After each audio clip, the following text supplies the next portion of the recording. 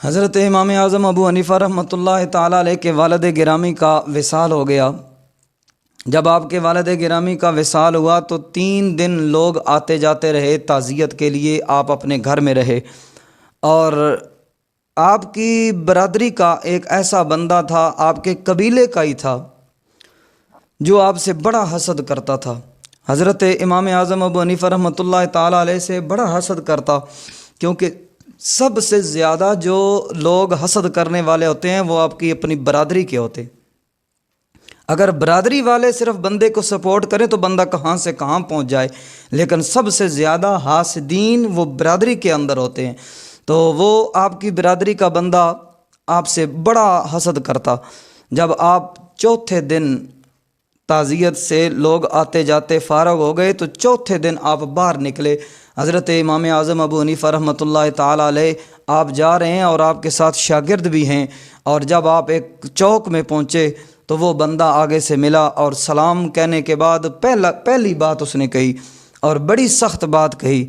لوگ کہتے ہیں کہ اگر ہمارے ساتھ وہ کوئی ایسی بات کرتا تو ہم یا مار دیتے یا مر جاتے، لیکن امام صاحب صبر کا پہاڑ بن کے کھڑے ہیں اور اس کی باتوں کو سن رہے ہیں۔ اس نے سلام کرنے کے بعد کہا کہ ابو حنیفہ، پتہ چلا ہے تیرے والد کا وصال ہو گیا ہے؟ حضرت امام اعظم ابو حنیفہ رحمۃ اللہ تعالیٰ علیہ بولے، آپ نے فرمایا ہاں۔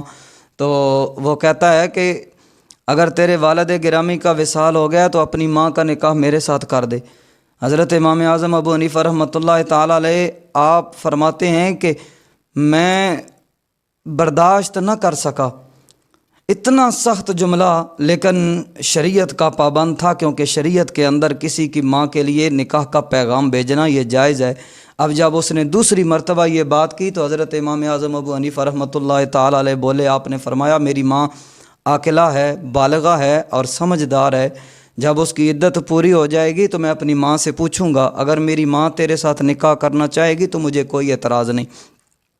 اب امام صاحب یہ بات کہہ کے آپ آگے چلے گئے، کیونکہ میرا رب فرماتا ہے وَاصْبِرْ فَإِنَّ ذَلِكَ مِنْ عَزْمِ الْأُمُورِ، کیونکہ صبر کرو، یہ صبر کرنا بہادروں کا کام ہے، جرت مند لوگوں کا کام صبر کرنا ہے۔ اور جب آپ صبر کے پہاڑ بن کے اس کی باتیں سنتے رہے اور اس کا جواب دے کے آپ آگے چلے گئے، آپ فرماتے ہیں میں اگلے چوک میں ہی پہنچا تھا تو پیچھے لوگوں نے شور مچانا شروع کر دیا۔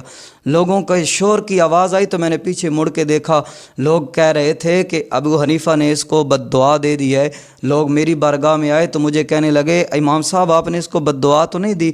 میں نے کہا میں نے آج تک کسی کو بد دعا نہیں دی، اس کو کیوں دوں گا؟